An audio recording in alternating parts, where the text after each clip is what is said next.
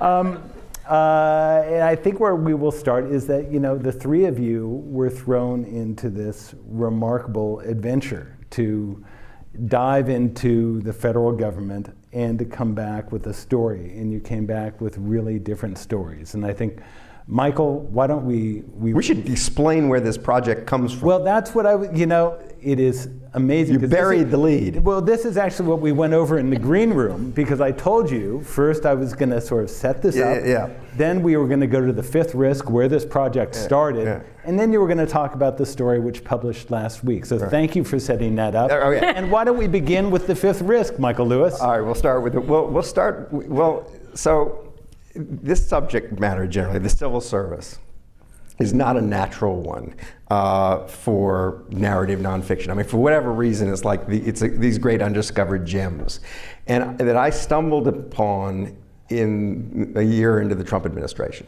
And what had caught my eye was different from where we ended up. What caught my eye in the beginning was Trump firing his transition team right the day after he's elected. And the Obama administration had prepared a couple thousand people. It had taken 6 months to try to explain to whoever was coming in what they did in the various federal agencies.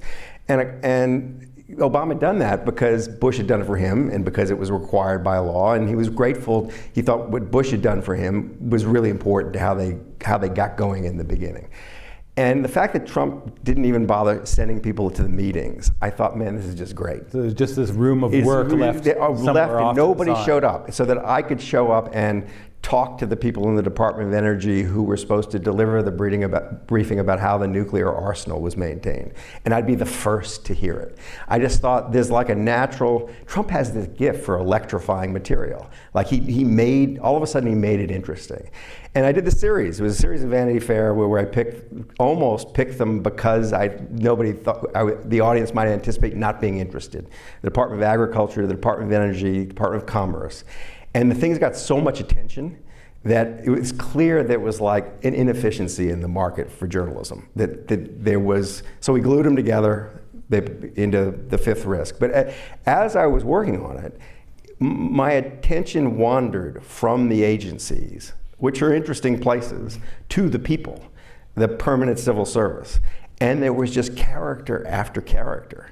And I feel like I've now proven the point that you kind of like reach into the civil service and almost arbitrarily grab someone who's been there doing something for 30 years out of it. And you had kind of a guide into the civil service. Right there. Max Stier. Max Stier. Max Stier. What a surprise in Max. So Max is kind of, so this all starts when I get Max on the phone when I'm just noodling around for Vanity Fair, not sure what I'm gonna do. And he says to me on the phone, you called the right place, I've got your next book. And I can't tell you how many people have told me that before. They're never right. There's always a dumb idea. And so I was kind of like, yeah. But in fact, Max delivered me my next book or two.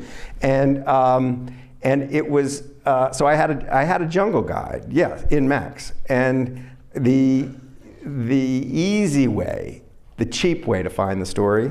Yeah. So just broadly, I've had so many experiences publishing books about different things.